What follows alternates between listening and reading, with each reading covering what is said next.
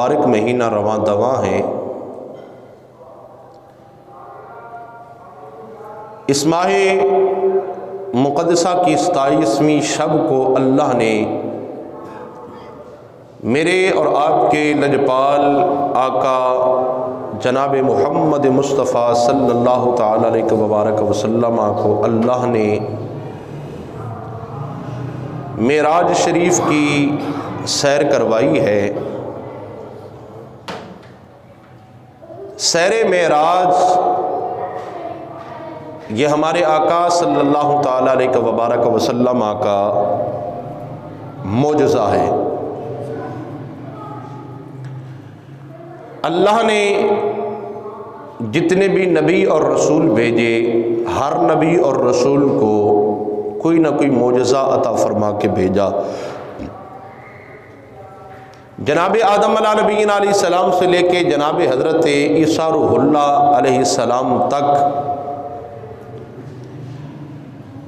جتنے بھی حضرات انبیاء کرام علیہم السلام تشریف لائے، سارے نبی اور رسول معجزے لے کے آئے۔ میرے اور آپ کے لجپال نبی وہ ہیں جو سراپا معجزہ بن کے تشریف لائے۔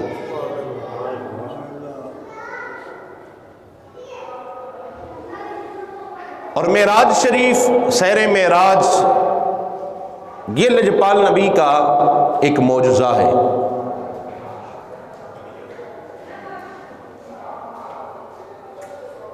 اور یہ اللہ رب العالمین نے اپنے محبوب نبی کو سیر کروائی ہے۔ یہ بات یاد رکھنا کہ کسی بھی ملک کا صدر یا وزیر اعظم کسی دورے پہ جائے، سفر کرے، سیر کرے، تو اس دورے کے، اس سفر کے، اس سیر کے جتنے بھی معاملات ہیں نا،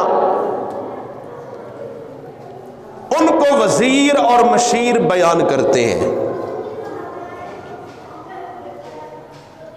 وزیر اور مشیر اگر دورہ کرے، سفر یا سیر کرے، تو ان کو ترجمان بیان کرتے ہیں۔ اسی طرح اگر صوبے کا گورنر یا وزیر اعلیٰ سیر کرے تو صوبائی وزراء اور مشیر اس دورے کو بیان کرتے ہیں۔ اگر وزراء اور مشیر دورہ کریں تو حکومتی ترجمان اس کو بیان کرتے ہیں۔ اسی طرح جس ادارے کا سربراہ سیر کرتا ہے،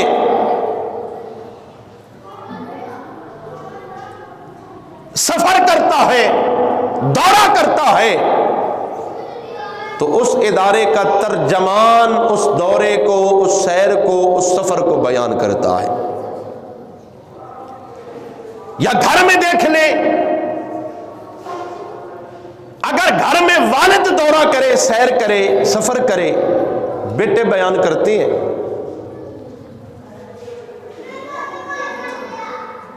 لیکن اللہ اکبر، یہ سیر معراج کیسی ہے کہ رب کا محبوب سیر کرنے والا ہے اور اس کو بیان کرنے والا ساری کائنات کا رب اللہ رب العالمین ہے۔ کتنی عظمت والی سیر ہوگی یہ، سیر کرنے والا رب کا محبوب اور اس کو بیان کرنے والا، پھر قرآن میں بیان کرنے والا اللہ رب العالمین ہے۔ دنیا کے دورے اور سیریں اخباروں میں آتی ہیں، رسائل میں آتی ہیں، جریدوں میں آتی ہیں، لیکن قربان جاؤں وہ سیر کتنی عظمت والی ہے جس کا ذکر اللہ کے قرآن میں آیا ہے اور رب نے خود بیان فرمایا ہے۔ اور دوسری بات یاد رکھنا، سیر کرنے کے لیے 5 چیزوں کا ہونا ضروری ہے۔ سب سے پہلی بات ہے کہ سیر کرانے والا کون ہے، دوسری بات ہے سیر کرنے والا کون ہے، تیسری ہے کہ سیر کب کی گئی ہے، چوتھی ہے کہ سیر شروع کہاں سے ہوئی، اور پانچویں ہے کہ سیر کہاں تک کی گئی ہے۔ یہ 5 سوال ہیں سیر اور سفر کے لیے۔ اللہ رب العالمین نے ان 5 سوالوں کا جواب ایک ہی آیت کے اندر دے دیا ہے۔ اللہ رب العالمین اکم الحاکمین جل مجدہ الکریم نے سورہ بنی اسرائیل 15واں پارہ کی پہلی آیت مقدسہ میں فرمایا سبحان الذی اسرا بعبدہ لیلا من المسجد الحرام الى المسجد الاقصی۔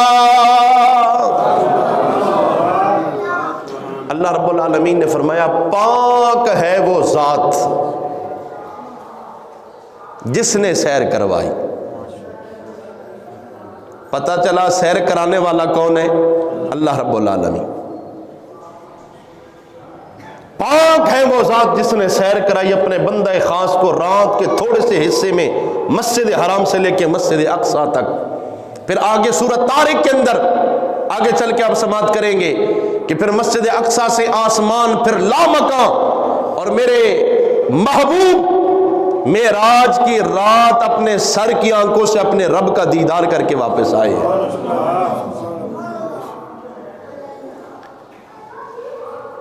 اللہ رب العالمین نے فرما دیا پاک ہے وہ ذات جس نے سیر کروائی۔ رب نے پہلے سبحان کا لفظ بول دیا کہ پاک ہے وہ ذات، کیونکہ میرے رب کو پتا تھا کئی پلید ایسے ہوں گے جو میرے محبوب کی سیر معراج کا انکار کریں گے۔ رب نے فرمایا ان ناپاکوں کا پلیدوں کا میں راستہ پہلے ہی بند کر دوں کہ تمہیں پتہ نہیں سیر کرانے والا کون ہے؟ اللہ رب العالمین۔ میرا رب تو وہ ہے کہ لفظ کن فرمائے تو ساری کائنات کو بنا دیتا ہے، وہ رات کے تھوڑے سے حصے میں کیا اپنے محبوب کو سیر نہیں کروا سکتا؟ میرے رب نے سارے اعتراضات کا راستہ ہی بند کر دیا۔ پھر فرمایا بعبدہ، اپنے بندہ خاص کو، اپنے بندہ خاص کو۔ سارے رب کے بندے ہیں، سارے رب کے بندے ہیں، لیکن بندہ خاص کون ہے؟ امام راضی سے پوچھئے، امام سیوطی سے پوچھئے، سارے مفسرین نے لکھا ہے کہ اب بعبدہ سے مراد آمینہ کے لال جناب حضرت عبداللہ کے در یتیم رب کے محبوب نبی محمد عربی صلی اللہ علیہ وبارک وسلم کی ذات ہے۔ رب فرمایا اپنے بندہ خاص کو۔ اچھا رب نے یہ نہیں فرمایا بنبی ہی یا برسول ہی، رب نے یہ نہیں فرمایا کہ میں نے اپنے نبی کو سیر کرائی یا اپنے رسول کو سیر کروائی، رب نے یہ نہیں فرمایا۔ کیوں نہیں فرمایا؟ نقطے کی بات بھی سمجھ لیں۔ جب عیسائیوں نے جناب حضرت عیسیٰ روح اللہ علیہ السلام کو سولی پہ چڑھانا چاہا نا، اللہ رب العالمین نے جب یہ سارا منظر عیسائیوں کا دیکھا تو اللہ رب العالمین نے جناب حضرت عیسیٰ روح اللہ کو زندہ آسمانوں پہ اٹھا لیا، اور جناب حضرت عیسیٰ علیہ السلام آج بھی چوتھے آسمان پہ زندہ ہیں، اور قرب قیامت جناب حضرت عیسیٰ روح اللہ علیہ السلام نے زمین پہ نازل ہونا ہے۔ لیکن جب قرب قیامت زمین پہ آئیں گے تو اس وقت اللہ کے نبی بن کے نہیں، آمینہ کے لال محمد عربی کے امتی اور غلام بن کے تشریف لائیں گے۔ اور پھر جناب حضرت عیسیٰ روح اللہ علیہ السلام کا وصال مبارک جب ہوگا تو آپ کی قبر مبارک میرے لجپال نبی کے روضہ انور شریف کے اندر بنے گی۔ تو میں عرض کر رہا تھا جب عیسائیوں نے اللہ کے پیارے نبی جناب حضرت عیسیٰ روح اللہ علیہ السلام کو سولی پہ چڑھانا چاہا نا، تو اللہ رب العالمین نے جناب حضرت عیسیٰ روح اللہ کو زندہ چوتھے آسمان پہ اٹھا لیا۔ جب جناب عیسیٰ روح اللہ کو اللہ نے زندہ اٹھا لیا تو عیسائی کہنے لگ گئے، ویسے عیسائیوں کا پہلے بھی عقیدہ تثلیث کا ہے، وہ کہتے ہیں معاذ اللہ اللہ یعوذ باللہ، اللہ رب العالمین جناب حضرت عیسیٰ علیہ السلام کے باپ ہیں اور جناب مریم سلام اللہ علیہا اللہ رب العالمین کی گھر والی ہے۔ یہ عیسائیوں کا عقیدہ ہے۔ مسلمانوں کا عقیدہ یہ ہے کہ رب وحدہ لا شریک ہے، لم یلد ولم یولد، نہ میرا رب کسی کی اولاد ہے نہ آگے رب کی کوئی اولاد ہے۔ جب اللہ رب العالمین نے جناب حضرت عیسیٰ روح اللہ کو زندہ اٹھایا نا، تو عیسائی کہنے لگ گئے دیکھو رب نے اپنے بیٹے کو اٹھا لیا ہے۔ اللہ یعوذ باللہ، نقل کفر کفر نباشد۔ جناب عیسیٰ روح اللہ کو تو اللہ نے چوتھے آسمان پہ اٹھایا، تو عیسائی یہ کہنے لگ گئے، اور معراج کی رات رب کا محبوب نبی تو اپنے سر کی آنکھوں سے رب کا دیدار کر کے آیا ہے۔ اگر میرا رب ادھر فرماتا بنبی ہی یا برسول ہی، پھر کئیوں کے عقیدے اور ایمان تباہ ہو جانے تھے۔ رب نے سارے اعتراضات اور شکوک شبہات کا کلا کما کر کے فرمایا بعبدہ، میں نے اپنے بندہ خاص کو یہ سیر کرائی۔ اور میرے رب کو یہ بھی پتا تھا، دوسرا نقطہ سمجھیے، میرے رب کو یہ بھی پتا تھا کئی لوگ آئیں گے وہ کہیں گے جی یہ معراج جسمانی نہیں تھی، یہ صرف روحانی تھی، جسمانی نہیں تھی روحانی تھی۔ اچھا ان سے پوچھیں کہ اگر روح جسم کے اندر نہ ہو تو پھر بندہ ہوگا یا میت ہوگی؟ وہ کہتے ہیں جی پھر بندہ تو نہیں کہہ سکیں گے، باڈی کہیں گے، میت کہیں گے۔ میں نے کہا اگر جسم نہ ہو صرف روح ہو تو پھر کہیں گے جی پھر بھی بندہ نہیں کہہ سکتے، پھر بھی انسان نہیں کہہ سکتے، کیونکہ وہ صرف روح ہے۔ رب نے پہلے اس اعتراض کا جواب دے دیا، فرمایا جب میں نے سیر کروائی میرے محبوب نبی کے جسم میں روح موجود تھی، روح مع الجسد، اپنے محبوب کو میں نے معراج کی سیر کروائی ہے۔ یہ معراج روحانی نہیں، یہ معراج جسمانی بھی ہے روحانی بھی ہے۔ اللہ نے بعبدہ کے اندر جواب دے دیا ہے۔ اور پھر اللہ رب العالمین نے فرمایا لیلم، یہ توسط کی تنوین ہے، قلت کے لیے استعمال ہوتی ہے، رات کے تھوڑے سے حصے میں۔ آگے چل کے انشاءاللہ آپ سماعت کریں گے کہ وہ رات کا تھوڑا سا حصہ کون سا تھا، جب آمینہ کا لال زمین سے چل کے اپنے رب کے ساتھ ملاقات کر کے واپس آ گیا، رات پھر بھی ادھر رکی ہوئی تھی۔ پھر فرمایا اور سیر شروع کہاں سے ہوئی؟ فرمایا من المسجد الحرام، مسجد حرام سے، الی المسجد الاقصی، اور مسجد اقصی تک، پھر مسجد اقصی سے آگے آسمانوں کی سیر ہے۔ تو برادران اسلام، یہ سیر کب ہوئی، کس وقت اور کس جگہ سے ہوئی؟ میرے مصطفیٰ کریم علیہ السلام مکہ مکرمہ میں موجود ہے، اعلان نبوت کا 12واں سال ہے، 40 سال کی عمر میں اللہ کے محبوب نے اعلان نبوت فرمایا۔ 40 سال کی عمر تھی میرے لجپال نبی کی، تو میرے لجپال نبی نے اعلان نبوت فرمایا۔ یہ نہیں ہے کہ اللہ نے اپنے محبوب کو نبوت 40 سال کی عمر میں عطا کی، نہیں۔ میرے لجپال نبی تشریف فرمائے، صحابہ عرض کرتے ہیں لجپال نبی متی وجبت لک النبوہ، اے لجپال نبی بتائیں اللہ نے آپ کو نبی کب سے بنایا ہے؟ میرے لجپال نبی نے فرمایا کنت نبیا وآدم بین الماء والطین، جب جناب آدم مٹی اور پانی کے درمیان تھے میں اس وقت کی اللہ میں دربار میں نبی تھا۔ جناب آدم علیہ السلام کی باڈی کے لیے، جسم کے لیے ابھی گارا بھی نہیں تیار کیا گیا، ابھی پانی بھی آ گیا ہے، مٹی بھی ہے، ابھی پانی مٹی میں ڈلا نہیں، ابھی گارا بنا نہیں۔ میرے آقا فرماتے ہیں میں اس وقت بھی اللہ کے پاس نبی تھا۔ یہ رب کی منشا تھی کہ رب نے اپنے محبوب کو بھیجا بعد میں۔ नबुव्वत मेरे आका की अज़ल से है, और मेरे आका उस वक़्त से नबी है कायनात में, या सिर्फ मेरे रब की खुदाई थी या मेरे मुस्तफ़ा की मुस्तफ़ाई थी। मेरा मुस्तफ़ा करीम अलैहिस्सलाम ने जब 40 साल की उम्र में ऐलान नबुव्वत फरमाया ना, मक्के वाले सारे दुश्मन बन गए। वही मक्के वाले जो पहले कहा करते थे मुहम्मदुन सादिकुल वादुल अमीन, कि मोहम्मद करीम सल्लल्लाहु अलैहि वसल्लम सच्चे भी हैं, वादे के पक्के भी हैं और अमानतदार भी हैं। जब ऐलान नबुव्वत किया ना, फिर मक्के वाले कहने लगे देखो ना, ये मारे घर में अल्लाह का नबी बन गया, गरीबों के घर में अल्लाह का नबी। रब ने अगर नबी बनाना था तो किसी ताकतवर को बनाता, जिसके पास माल होता, दौलत होती, कबीले का सरदार होता। लेकिन मेरा रब फरमाता है मुझे पता है मैंने नबुव्वत और रिसालत किसको अता करनी है। मेरा रब फरमाता है मुझे पता है कि मैंने अपना नबी और रसूल किसको बनाना है। अब मक्के वाले दुश्मन बन गए, लेकिन मेरे लजपाल नबी का साथ देने वाले, मेरे लजपाल नबी की लाडली बीवी जनाब हजरत खदीजतुल कुबरा भी है, हुजूर के चचा जनाब अबू तालिब भी है।